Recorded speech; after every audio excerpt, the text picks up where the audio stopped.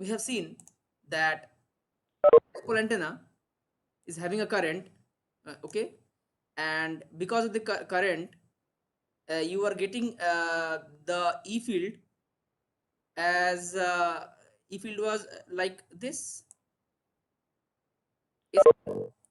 The E field was like this, okay, a figure of 8. Because of the because of current distribution, there was also an associated magnetic field which was quite isotropic, and this is the radiation mechanism behind the radiation principle of the dipole antenna. Because of the current induced in the wire, there was a magnetic field surrounded by it. Now similarly similarly, going by the same logic, if you are having, instead of that straight wire, if you just loop the wire, if you just loop the wire, okay, if you just loop the wire, then in this loop, if you excite, then there will be a current flowing through the loop, okay, there will be a current flowing through the loop, okay, sorry, so there will be current flowing through the loop, and because of this current flowing through the through the loop, you will be having both electric field and the magnetic field. Now in the loop antenna, which is which is today's topic, you can see here, okay, it's written here, radiation behavior is completely is complementary to that of a dipole antenna. Hmm. Now what does it suggest? It suggests that in a dipole antenna, the radiation property or the radiation field of the dipole antenna, we have seen right now, the loop antenna is having the same radiation pattern, just opposite to what we have in the dipole antenna. That means in case of loop antenna, the E field and the H field will be opposite to that of the dipole antenna. Okay, like in dipole antenna, we were having the E field of the figure of 8 and the H field was almost isotropic. Similarly, in case of loop antenna, we are having E field as rather isotropic and H field is rather figure of 8. So just opposite to what we have got. You can see it here. So if it is a wire antenna, it's a square or rectangular wire antenna. Okay, you can have a number of figure that we are coming. Okay, so you can see here, this is the E field. It is completely isotropic. Okay, you can see here, just opposite to what we have got. Even one thing more I want to say here, that that it is complementary in every sense, that even the expressions of the E field and the H field what got, it is same to that of the dipole antenna. Just the E field and H field in case of loop antenna will be the opposite. That means the expressions also in a sense is opposite to that of the dipole antenna. With the and we will go with the for the derivation, you have to take the same steps what we have taken in the dipole. Okay, only the field will get reversed here. So now what is the sense is, basically what is the sense is that if here is a dipole, so if here was a dipole, just see here, if here is a dipole, now in this dipole there was a magnetic field surrounded it, isn't it, and there was a current in the dipole. Great. Now in the loop antenna, so in the loop antenna, so if it is a loop antenna here, if it is a loop antenna, and if there is a current flowing through this loop, and if there is a current flowing through this loop, okay, now just see, because of this electric field there was a magnetic field. So reversely you can say that because you have because this is because of the induction. So because of this electric field, you can assume, you can always assume that there is a magnetic dipole here. Okay, there is a magnetic dipole here. You can always assume that there is a magnetic dipole here, isn't it? There will be a magnetic dipole here. Okay, because of this change in current, there will be a magnetic dipole here. So it is just the complementary of what we have seen in case of dipole antenna. Now you can see here,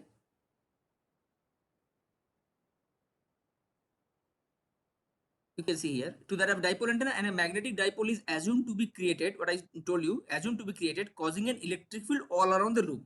Because in case of dipole, because we have assumed that a dipole will give you a surrounding magnetic field, okay, a surrounding magnetic field, okay. Similarly, in case of loop antenna, we can always assume that we have got a current, because there is a current in the loop, we have got a current because of a magnetic field,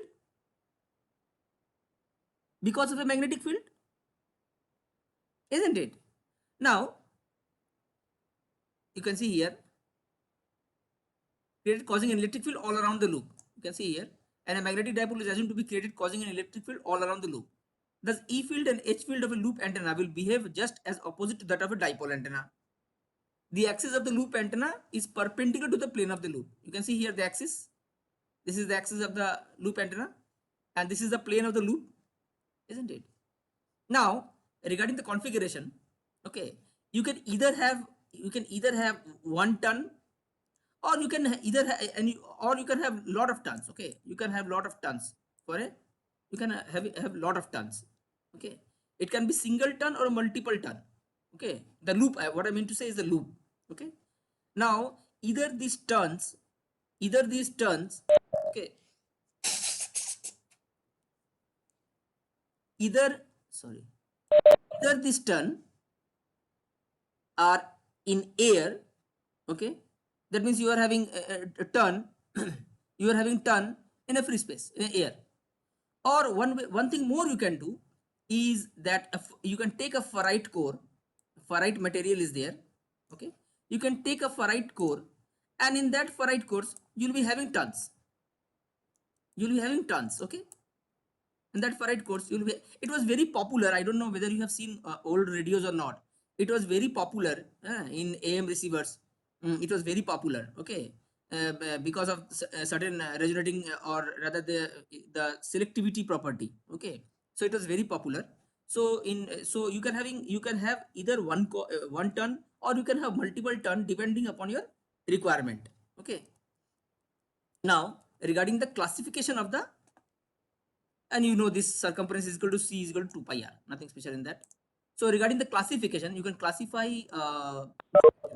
into two types, okay.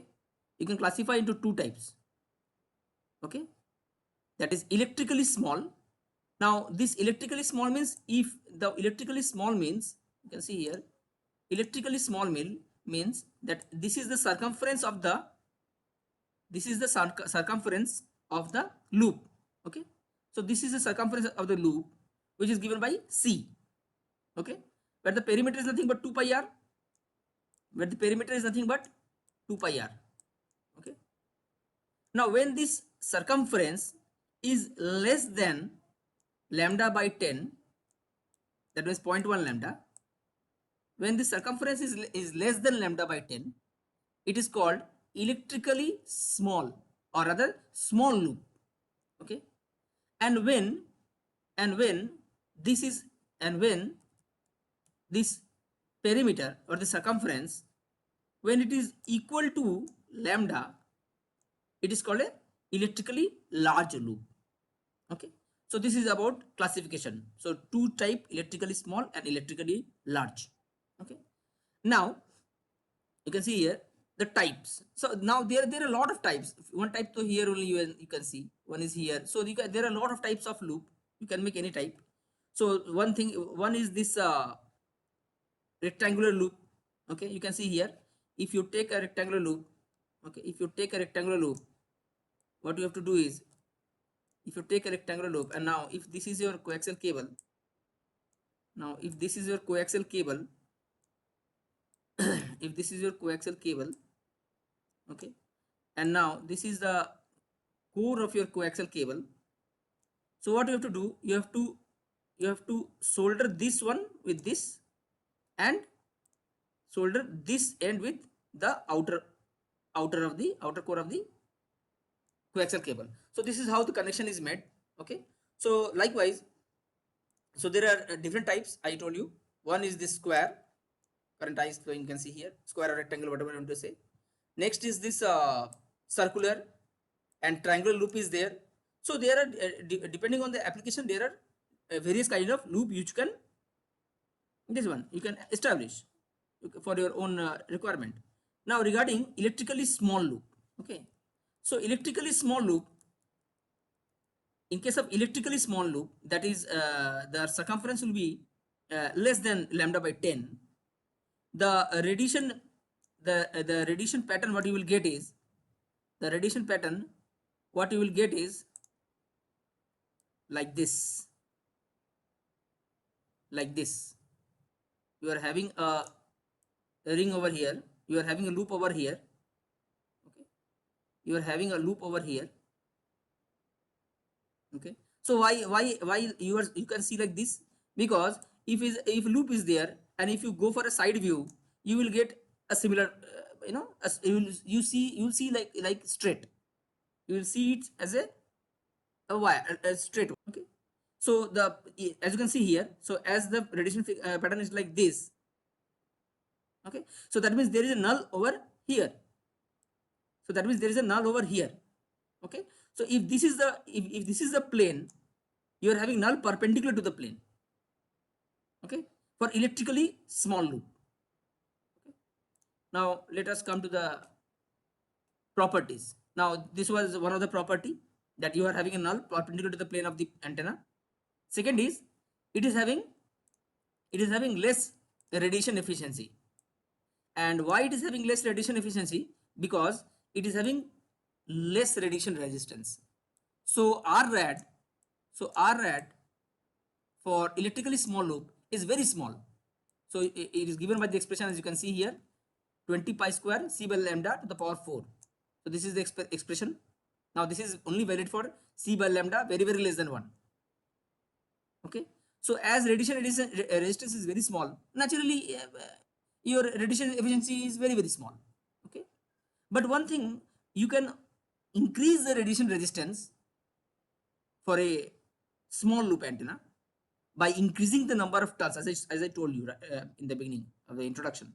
So if you take n turns, so what will happen? This whole Rrad will be just multiplied by n square. Okay, this will be multiplied by n square. So radiation can be increased. So because if Rrad will increase, radiation will increase. So radiation can be increased by increasing the number of turns. So this is one of the point. Okay, but let us suppose that I don't want to increase the number of turn. Okay, I just want to increase my radiation in a different way. So this is one of the way that by increasing the number of turns, you can increase Rrad. Eventually your radiation will be enhanced. Now one more thing you can do, as I told in the beginning, that you can attach your loop in a ferrite material which is having a higher mu, and because of the higher mu, okay, because of the higher mu, your radiation, because of the higher mu, because mu will be higher, their magnetic field intensity will increase. So because of this also, so alternatively you can also increase the radiation for a small loop or electrically small loop antenna. Now what about electrical large loop? So you can, as I told you, its overall length is about lambda.